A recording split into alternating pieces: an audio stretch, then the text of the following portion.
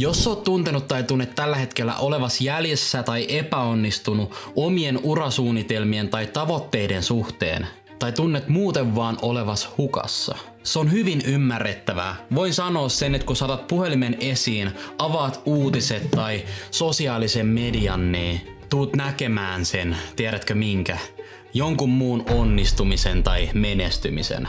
Ja väistämättä tuntee itse, että on tehnyt jotain väärin tai epäonnistunut. Kun tähän vielä lisätään ajan kuluminen ja se, kun kuulee niitä mantroja, että esimerkiksi sulla on vaan yksi elämä, joten nyt alat tekemään niitä asioita, mitä haluat. Se lisää paineita tuntemaan itsensä epäonnistuneeksi. Riippumatta siitä, kuinka vanha on, niin tuntee aina jonkun muun olevan pidemmällä ja edistyneemmällä tasolla kuin itse. Morjesta vaan, mä oon Joonas Vik, tervetuloa tälle videolle Ota mukava asento. Ihan ensimmäisenä ja tärkeimpänä, kun tämmönen ajatus tulee mieleen, niin on syytä pohtia sitä, että mihin mä vertaan itseäni, joka mahdollistaa mulle tämmöisen tuntemuksen. Toi on fyysisesti paremmassa kunnossa kuin minä. Mä oon vähän lihavampi ja huonossa kunnossa. Toi näyttää somessa paljon onnellisemmalta kuin minä. Mulla on aika tylsä arki eikä siinä oikein tapahdu mitään. Mä oon joka talvi täällä kylmässä Suomessa samaan aikaan kun mun kaverit on tuolla Thaimaassa kiertelemässä ja reppureissailemassa.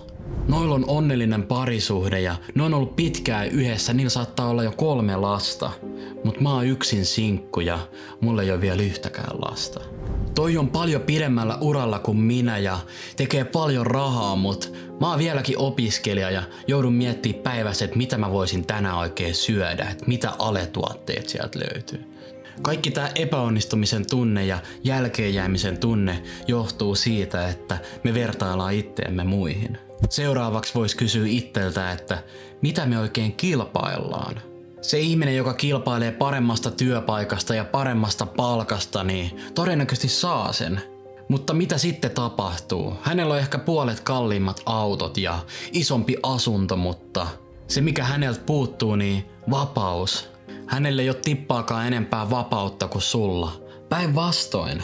Heillä saattaa olla enemmän stressiä ja he saattaa olla lukittuneempia siihen työhön ylläpitääkseen sitä elämäntapaa, jonka he ovat tavoitelleet itselleen, toivoakseen sitä, että he olisivat onnellisempia. Musta tuntuu, että tämä nuoriso on siirtynyt enemmän rahakeskeiseksi johtuen siitä, että nämä influensserit mainostaa ja ylläpitää semmoista korkeaa statusta ja kalliita luksusesineitä, näyttäen siltä, että he olisivat paljon onnellisimpia kuin muut. Näin ollen kaikki muutkin haluaa sitten näyttää yhtä arvokkailta ja tunteakseen olonsa yhtä onnelliseksi, mutta ei se todellisuudessa välttämättä noin mene. Se harmittaa myös, että ihmiset valitsee ammatin ehkä sen tittelin ja palkan sijaan toisin kuin se, että onko ne oikeasti kiinnostunut siitä alasta ja haluuks ne tehdä sitä ja toteuttaako se niiden arvoja. Kannattaa käydä katsoa video, kuinka löytää kutsumusammatti.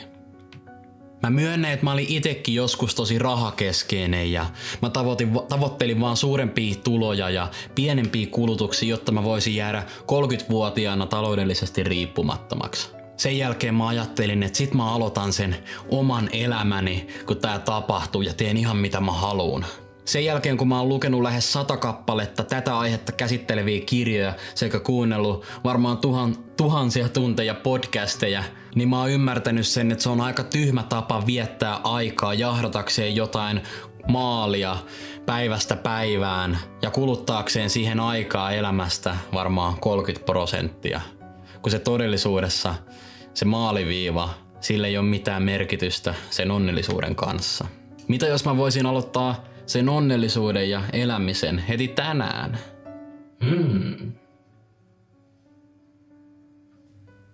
Parempi idea. On 2 tapaa, jolla pääsee tästä tunteesta, että on jäänyt jälkeen tai epäonnistunut, niin joko kokonaan eroon tai ainakin se vähentyy. Ensimmäinen niistä, että älä seuraa Instagram-feedejä ja TikTokkeja katsoen niitä ihmisiä, ketkä on onnistunut ja menestynyt, vaan käytä niitä sovelluksia ainoastaan ihmisten välisiin kontaktointeihin ja toinen on, että älä vertaile itseäsi muihin. Tää toinen on lähes mahdoton toteuttaa, joten toi ensimmäinen kannattaa ottaa käyttöön. Ihmiset on kuitenkin biologisesti koodattu vertaamaan itseään muihin. Silloin kun mä olin ite nuori, tai oikeastaan lapsi, niin kavereilla oli kaikki uusimmat mopot ja moottoripyörät sun muut ja mä ajelin niillä vähän vanhemmilla vehkeillä. Mä menin itse ammattikouluun, kun kaverit lähti lukioon ja mä ajattelin, että mä haluan vaan töihin mahdollisimman nopeasti, että mä saan rahaa. Mä halusin rahaa sen takia, että mä voisin joskus ostaa niitä kalleimpia moottoripyöriä ja autoja, mitä niillä kaverilla oli silloin. Mun veli meni itse lukioon ja yliopistoon ja mä tunsin olevani todella epäonnistunut ja jäljessä muihin verrattuna silloin. Ainoa mitä mä osasin tehdä niin skeittilaudalla kickflipi ja mulla ei ollut koskaan mitään hienoja vaatteita päällä ja mä olin muutenkin fyysisesti huonossa kunnossa. Jossain vaiheessa mä aloin sit ansaitsee sitä rahaa, koska mä oon kuitenkin ollut tosi ahkera. Mä oon mennyt heti ammattikoulun ensimmäisestä vuodesta lähtien ja ollut kaikki kesät töissä sähköasentajana. Kaikki rahat mitä mä sain, niin mä aina säästin kaiken. Käytin mahdollisimman vähän. Tää jatkui 24-vuotiaaseen asti. Ja itse asiassa mä oon vieläkin aika tiukka sen kulutuksen suhteen. Toki vähän pehmentynyt ehkä vois sanoa. Mutta kuitenkin.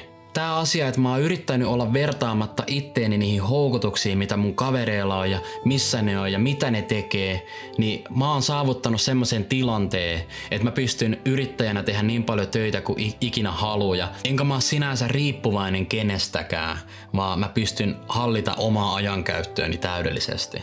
Mä pystyn hallita omaa talouttani ja kestän sen, vaikka mä en tekisi vuosiin töitä ollenkaan. Istuisin vaan sängyssä ja lukisin kirjaa. Mä pystyn keskittyä tosiaan kirjojen lukemiseen, tähän YouTube-videoiden tekemiseen varmaan 20 tuntia viikossa.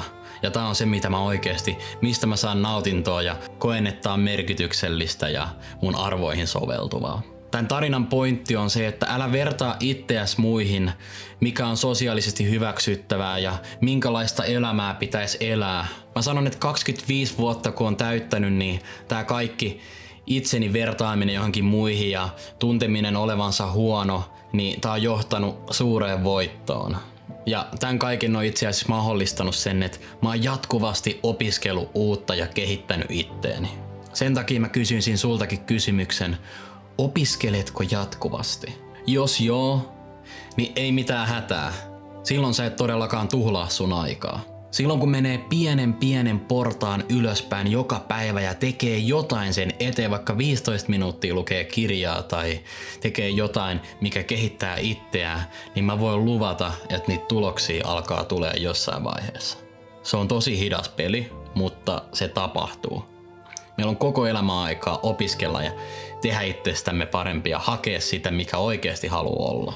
Toivottavasti tämä oma tilanne ei tuottanut kenellekään mitään negatiivisia tuntemuksia tai vertauskuvia. Tämä ei ole todellakaan se, mihin pitäisi verrata kenenkään itseään. Mä en ole koskaan ajatellut, että esimerkiksi oma yrittäminen, sijoittaminen tai joku oman vaurauden kehittäminen olisi mikään kilpailu. Ainoa mitä mä haluun, niin mä oon löytänyt sen, missä mä haluan olla mahdollisimman hyvä ja näin ollen kehittyä siinä koko ajan enemmän ja enemmän. Se on se, mistä mä saan iloa. Ja pitkällä tähtäimellä se tuottaa positiivisia vaikutuksia mun elämään. Mulla on ihan varmasti paljon asioita, joita multa puuttuu elämästäni, joita mä kaipaan. Ja hyvin mahdollisesti sulla on niistä monia asioita. Lisäksi sä et ole koskaan myöhässä, koska mikään äkkirikastuminen tai äkkisuosio ei ole koskaan kestävää. Todennäköisesti sitä ei ole tarkoitettu sille ihmisille, jolloin se ei pysty hallitsemaan sitä tapahtunutta asiaa ja menettää kaiken. Niistä on lukuisia tarinoita. Sen sijaan paljon kestävämpi keino on rakentaa hitaasti sitä omaa tulevaisuutta ja koko ajan kehittyä sen mukaan, jolloin pystyy handläämään sen tilanteen, mihin itseään on asettamassa. Se tapahtuu sillä jatkuvalla oppimisella, nöyränä olemisella ja egon poisottamisella. Kun nämä 3 asiaa tarpeeksi pitkään on aktiivisia, niin se tapahtuu. Ja nämä kaikki vaatii sen, että ei ajattele ja vertaa itseään muihin liikaa eikä koe olevansa jäljessä. Loppujen lopuksi ei ole olemassa minkäännäköistä maaliviivaa. Miettikää nyt vaikka elämän kannalta. Kysykää vanhoilta ihmisiä, että mitä ne olisi tehnyt toisin. Niin aika harva sanoi, että ne olisi tavoitellut jotain suurempaa uraa tai suurempaa julkisuutta tai suurempaa vaurautta. Vaan ne sanoi, että olisinpa mä nauttinut silloin, kun oli nuoria, olisinpa mä nauttinut siitä hetkestä. Joten loppujen lopuksi ei ole olemassa minkäännäköistä maaliviivaa. Mun mielestä loppujen lopuksi ne onnellisemmat ihmiset on pystynyt nauttimaan siitä hetkestä ja tilanteesta ja vastoinkäymisistä, miten niillä on tapahtunut, mitä ikinä on tekemässä tai missä kohtaa ikinä on matkallaan menossa. Hei, ainoa asia mitä mä pyydän sulta, niin olisit, jos et ole vielä mahdollisesti tilannut mun kanavaa, niin tilaisit sen, niin et välty jatkossa tulevilta videoilta ja se tilausmäärä indikoi jotenkin mulle sitä, että näiden videoiden tekeminen on kannattavaa ja siihen kannattaa käyttää näinkin paljon aikaa, kun mä tällä hetkellä käytän. Sen lisäksi, jos tykkäsit videosta, niin heitä ihmeessä tykkäys, kommentoi alas, jos herästää ajatuksia, kysyttävää tai tulettaa mulle IG-DM tai jossain viestiä. Sen lisäksi, jos pidit tästä videosta, niin suosittelen lämpimästi vilkaisemaan tonkin videon tosta alta pois. Siinä saattaisi olla jotain informatiivista sisältöä saatavilla. Kiitos paljon.